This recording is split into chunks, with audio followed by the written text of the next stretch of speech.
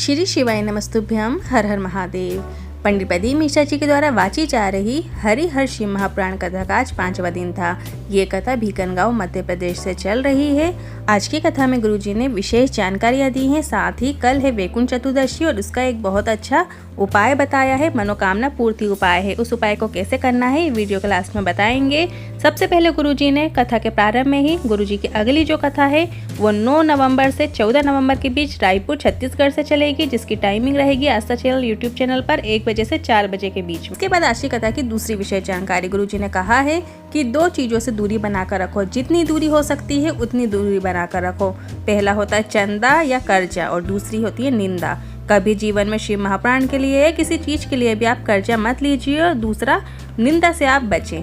आज की कथा की तीसरी विशेष जानकारी, जब पति और पत्नी दोनों साथ में मंदिर जाते हैं, शिव जी पर 1 लोटा जल चढ़ाते हैं, तो पति और पत्नी एक ही लोटे से टच करके चढ़ा देते हैं। पर गुरुजी ने कहा है कि आप अपना अलग अलग लोटा रखें, अलग अलग जल चढ़ाएं। इसके पीछे गुरुजी ने एक वजह बताई है कि जब गठबंधन या गठजोड़ा बंधा हुआ होता है तब हम एक दूसरे को टच करके चीजें समर्पित कर सकते हैं। पर जब आपने गठजोड़ा नहीं बांधा है तो पति पत्नी दोनों अपने लोटे अलग अलग रखें। या फिर आप पानी लेकर साथ में जाएं तो 1 लोटा जल चढ़ा दें, फिर उसमें और पानी भरकर आप जल समर्पित कर सकते हैं। इस तरीके से पुण्य दोनों को प्राप्त होता है। आज की कथा की चौथी विशेष जानकारी, जब कोई मंदिर जा रहा हो, सत्संग के लिए जा रहा हो तो उसके ऊपर कभी हंसना नहीं चाहिए। शिव महापुराण की कथा कहती है अधोगति में जो चले जाते हैं, कुंवारी अवस्था में चले जाते हैं, उनका कोई मोक्ष नहीं है। एक सर्प से डसे हुए व्यक्ति का, एक पानी में डूबे हुए व्यक्ति का और एक स्त्री के हाथों से मरे हुए व्यक्ति को कभी मोक्ष नहीं मिलता है। और जब हम शिव महापुराण की कथा सुनते हैं तो हमारी 71 पीढ़ियों में भी कोई मर जाता है या अधोगति में चला जाता है, वो जीव को मुक्ति मिल जाती है। शिव महापुराण की कथा हमारी 71 पीढ़ियों को तारती है। अब बढ़ते हैं अगले उपाय की तरफ। ये कथा का 5वां विशेष उपाय है, वैकुंठ चतुर्दशी का उपाय है। वैकुंठ चतुर्दशी के दिन 6 नवंबर के दिन आपको क्या करना है, अपने घर में जो शंकर भगवान की शिवलिंग है, लड्डू गोपाल हैं, तो शंकर भगवान की शिवलिंग पर पहले आपको बेलपत्री चढ़ाना है। इसके बाद जो अपने घर के लड्डू गोपाल है उनको आपको तुलसी दल चढ़ा देना है। ये आप दिन में भी चढ़ा सकते हैं या शाम के समय भी चढ़ा सकते हैं। इसके बाद रात्रि में आपको एक घी का दिया लगाना है। ये पूजा आपको 11 बजे के बाद करनी है। यदि आप 11 बजे के बाद नहीं कर सकते हैं तो आप पहले भी कर सकते हैं। आपको रात्रि में एक घी का दिया लगाना है, चाहे आप 8 बजे लगाएं, 9 बजे लगाएं और जहां तक अच्छा हो तो 11 बजे के बाद लगा सकते हैं।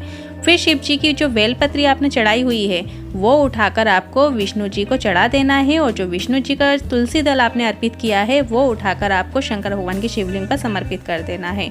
जब आप ये बेलपत्र और तुलसी दल शंकर भगवान को, विष्णु जी को समर्पित करें तब आप अपने मन में मनोकामना बोलें, अपना भाव व्यक्त करें और जिस भाव से, जिस मनोकामना से आप समर्पित कर रहे हैं भगवान विष्णु को, शंकर भगवान को कह दें। और फिर बेलपत्री आपको विष्णु जी को चढ़ा देना है, तुलसी दल आपको शंकर जी को चढ़ा देना है। इसके बाद आपको उस बेलपत्र और तुलसी दल को उठा लेना है। सुबह ब्रह्म मुहूर्त में उठाएं और यदि आप सुबह ब्रह्म मुहूर्त में नहीं उठा पा रहे हैं तो रात्रि में ही आपको आधे घंटे 1 घंटे के बाद उठाकर रख लेना है। ये तुलसी और बेलपत्र दल आपको अपने पास रखना है। यदि बच्चे पढ़ने में कमजोर है, मानसिक बुद्धि ठीक नहीं है या बिस्तर पर गंदगी करते हैं तो इस बेलपत्र और तुलसी दल को आपको एक शहद की शीशी में डाल लेना है और उस शहद को आपको अपने बच्चे को चटाना है। या कोई गलत संगति में है, व्यसन में डूबा हुआ है, मदिरापान करता है, अपशब्द कहता है, तो आप उसको भी ये शहद चटा सकते हैं। और प्रयास करना कि कल 1 लोटा जल शिव जी को जरूर चढ़ाएं, अवश्य चढ़ाएं। अगर आपको ये वीडियो थोड़ा भी उपयोगी लगा हो तो कमेंट बॉक्स में हर हर महादेव जरूर टाइप कीजिएगा।